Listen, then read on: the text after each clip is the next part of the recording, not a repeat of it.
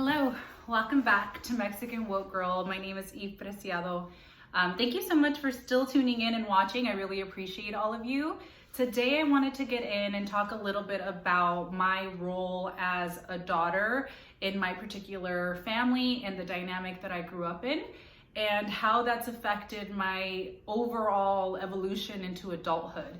I really wanted to touch base on this topic just because I feel like as I've assessed myself throughout the years, I've really learned that every bit of what I do, it's tied to how I grew up, how I was raised, my dynamic in my household, how I was treated as a daughter in comparison to like my brothers. So I'm gonna touch a little bit on kind of like, I guess I wanna say even some taboos, just because I never understood it, but I always questioned it growing up, you know?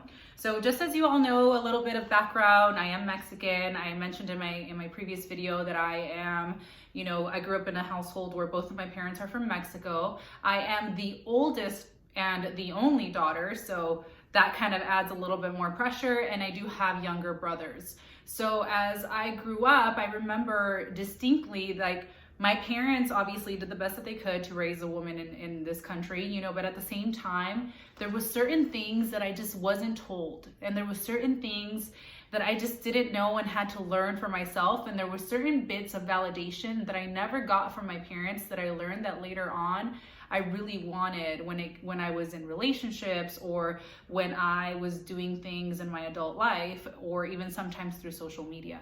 So I will be touching a little bit on that topic just because I feel like it's really important for me to also be vulnerable about it and to also share with all of you. So again, I grew up in quite a large family. I have a lot of beautiful prima hermanas, my tias, like it's a huge family for both sides. So there was always kind of this dynamic where, there was quite a bit of girls in my family. And within that, you couldn't help but always get the topic of like, well, who's prettier, or who is considered to have, a cuter body than the other, and just kind of this idea of like almost competition within our own family. I don't know if any of you experience that. I feel like it's a common across the board, but I feel like for me, it was something that stood out quite a lot. I was always a little bit different. Growing up, I wore glasses. When I was about 8 years old, I had to get glasses because I couldn't see, so I wore really big glasses. I was a cute little girl, and then went through this like kind of awkward stage of like not being so cute, kind of when I hit through puberty and I wore glasses and I couldn't figure out my hair. I had really curly hair and I didn't really know how to like do my hair, and things like that. And then on top of that, I had a mother that worked so much. God bless my mother, but I had a mother that worked so much that she didn't really have time, to sit and explain to me all the things that entailed and that came with being a woman, which was like all the girly things. I didn't have a mom that really sat and explained to me about like even like doing my nails, or like my eyebrows, or shaving my legs, or periods, or sex, or gosh, all the little things that you would think everybody needs, but especially girls. I think little girls really do need this idea to be formed by their mother more than anything, that like being feminine is okay. Instead I was instilled with a lot of fears that my mother had. So I feel like sometimes my mom, didn't want me to be cute, or didn't want me to be sexy, or didn't want me to be these things because she feared that I could potentially be hurt by men, and that again comes maybe from like her own traumas or whatever it may be. And because as I've grown to be an adult, I know how,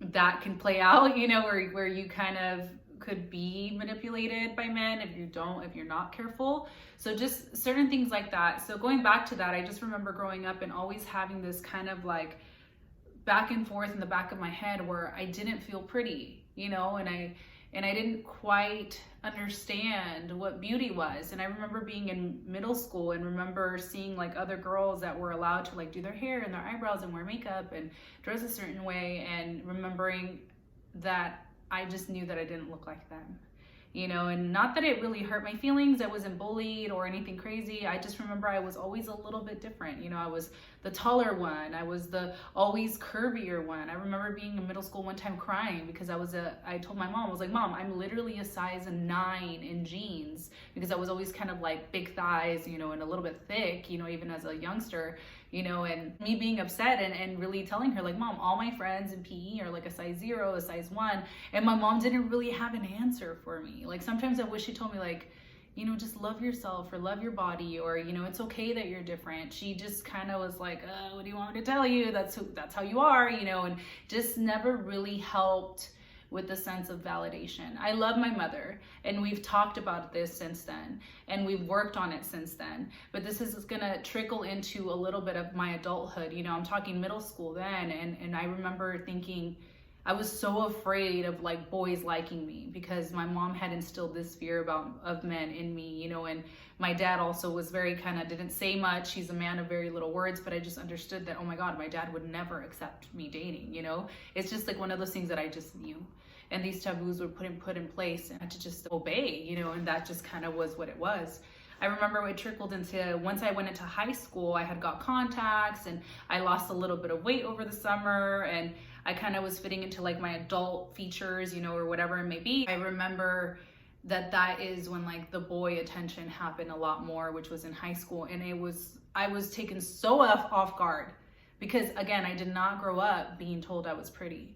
I did not grow up being told I was beautiful. I was never validated. I could look like this and my parents would never tell me I'm beautiful. Now it's something that I'm okay with, but back then I feel like it was something that I really needed because I was terrified and I was insecure and I wasn't confident and I didn't go above and beyond to try and do things because I didn't think I was anything special. I didn't think I was anything amazing because I didn't grow up to think that. I grew up to be very, very humble. My parents had instilled humility in me very, very young, to the point where my mom used to always tell me, you know what I mean? Like, yo prefiero, like I prefer a daughter that's kind than a daughter who's a mula, which in all honesty is like, essentially kind of like the B word. I don't want a daughter who's unkind. I don't want a daughter that that is pretty, but nobody can approach her because she thinks she's better than everybody else. She's like, I want a daughter who is kind ultimately. So I honestly feel like my mom instilled all of these kind of like ideals in me in order to like ensure that I was going to grow up to be humble. And we've talked about it since then, but it was one of those things that one time I told her crying, like when I was going through all this heartbreak and all of these issues in my adult life. And I was like, Mom, sometimes I wish you would have told me I was pretty, and sometimes I wish you would have given me some power and some courage and some like a nudge of confidence where you told me that you believed in me, because there was never, I don't know about you guys, but I feel like Mexican parents or Latino, Hispanic parents are the most difficult parents to make proud. And we have to go through hurdles, and some of us really, it does affect us, because we're out here, and as the oldest, oh my God, I felt like I was going above and beyond. I had little brothers and I had stepped into like this mother role with my brothers. I love my brothers to death, but I definitely stepped in as a mom, and I had gotten a car, I remember, and it was like to take them to school, to go to meetings, to do all these things that sometimes my mom couldn't do. And I get it, my mom worked her butt off, and still works her butt off, and is a fantastic mother. And she ensured that I had essentials and all these things, and my brothers did too. But there was this little bit of, damn, I wish she could have done this as well, because I think it would have really catapulted me at a younger age to really be successful in a lot of the things that I'm successful now. I love her. I just kind of feel like it's trickled into a lot of it, and we've talked since, and my mom has definitely told me, I think I touched a little bit of my last video where my mom was like, I just didn't understand you. And I think that my mom very much grew up in a house where she also wasn't validated. My mother was a gorgeous woman, she's let herself go throughout the years. Her and I are working currently to try to help her get back to who she used to be. My mom told me herself, she's like, I was never told I was pretty. I was never told that I was amazing. I was never told anything. She's like, I had to kind of figure it out on my own. And even then I never believed it. So I never did it.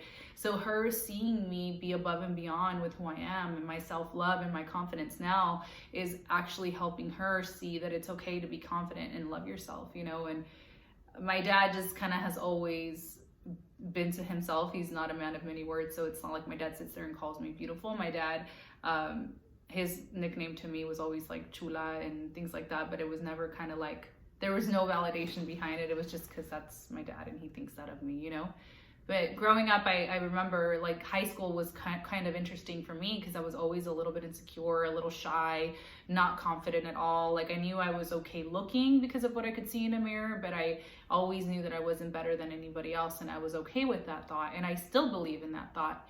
So I'm okay with it because it ultimately embedded that in me, you know?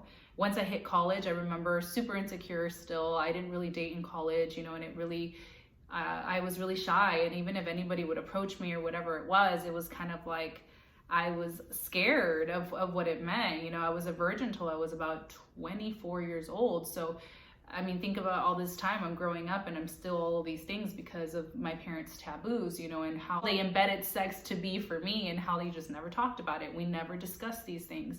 I was never told anything about my body. I was never told anything about my looks. I was never told anything more than you just don't do that, and that's that, you know. And I believed it. And then I end up in a relationship that was a little bit damaging, and it ended how it ended. And I remember one of my biggest things with my mother, we clashed a lot when I was ending that particular relationship. And at this point it's my marriage, because I married fairly young. I remember bumping heads with my mother because I remembered like having a moment with her and even my father and being like, had you guys instilled some sort of self-worth in me, I would have not been in that situation, you know. And my mom kind of looked at me, and even my dad was like, you know, and like, well, you can't blame us. I was like, no, I really can't, but I know now that that's what I'm lacking, and that's why I'm here, and that's why I'm dealing with this, and that's why I ended up in a situation that I never belonged in. You know, so there is a constant back and forth, and more than anything, I want to say that this is a PSA for all the women out there, and men as well, if you've never been validated by your family. You know, even in this case, I'm kind of focusing on looks a little bit, just because for women, it could be something that's in the forefront. I'd be lying if I said that it's something that we don't focus on. We all focus on that, and it's important, women and men, to feel beautiful, and it's okay to feel beautiful, and it's okay to love yourself. It's okay to look in the mirror and say like, hey, I look good.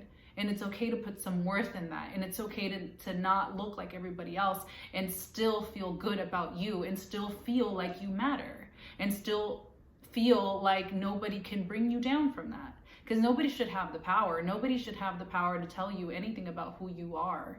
You know yourself so well so that the way you look, the way you act, the way everything about you is yours. And nobody could take that from you. And I think that that's what I kind of wanted to get in on this topic a little bit, as being a daughter, and above all being a woman, and most of all being a Hispanic, Mexican, Latino woman, you know, and really growing up with all of these things. Sometimes people think, they look at a woman and they think, oh, she's attractive or whatever, she's probably conceited, or she's probably had such an easy life. It's like, on the contrary. You know, I'm speaking out of somebody who I think, you know, at this point, I've seen myself. I know what I look like. I've taken tons of pictures. I'm very okay with who I am. It's very hard. And it's really difficult, you know, because people really treat you different just because you are how you are, or how you look. And people sometimes will use and abuse you just because you look a certain way. Sometimes people will just simply won't be nice to you because you look a certain way. Sometimes people can't even be your friends because you look a certain way. Like, I've struggled tremendously, and I will be going in deeper in some of my next topics, you know, on friendships and things like that, because who I was raised to be doesn't match what I look like sometimes. I think I've learned that, and it's quite challenging for other people to get that. And that's why I wanted to touch on that. You know, I was raised to be humble, and I wear that humility flag with pride, but I now have taught myself that I'm a baddie, and that it's okay to be a baddie. And just because my mom and dad were afraid of me believing in myself, because they didn't know what kind of monster that would create, doesn't mean that I have forgotten how to treat other people. So it's okay. I want to put it out here. It's okay. It's okay to love yourself. It's okay to feel good about yourself. It's okay to reteach yourself all of those things that your parents maybe didn't teach you. And it's okay to validate yourself for yourself, even though you may have been told at some point in your life that you weren't the prettiest or that you weren't the best because there was somebody cuter than you, or there was somebody who, you know, had lighter skin than you, or there was somebody who had better hair than you, there was somebody who was smaller than you, because those were always my things. Like, oh, well, it's because she's cuter than you because she's lighter than you, or she's cuter than you because she's shorter than you, or she's cuter than you because she's smaller than you. You know, I always had like the whys, so I always knew why, so quote unquote my other family members or whoever was supposedly better than me, which at the end of the day, it's like nobody should be in competition with anyone. I love every single one of the people in my family. I love everybody whom I was raised around with. I just remember clearly having those reservations as a child and thinking like, well, maybe I'm not pretty, you know, and growing up thinking like, what the hell was I thinking? You know, I'm a beautiful soul and I have all the right to think that and believe that. So this is for everybody, not just for people who look a certain way. This is for everybody. I don't care what you look like. Just like you're not better than anybody else, there's nobody out there better than you, and you should really own that. Really grasp it. Wherever you go, every room you enter, everything you do, you should own it. You should believe it, just like if your parent had told you. Because I think that's why I didn't believe it for a long time, because I wasn't raised being told that. But I want to leave you with that. I want to be that person in your life that tells you that, and I hope that it really challenges you to see yourself in a better light. Again, my name is Eve Preciado. Thanks for listening, watching. Thanks for following. I appreciate all of you, and I leave you all to a fabulous day. Bye.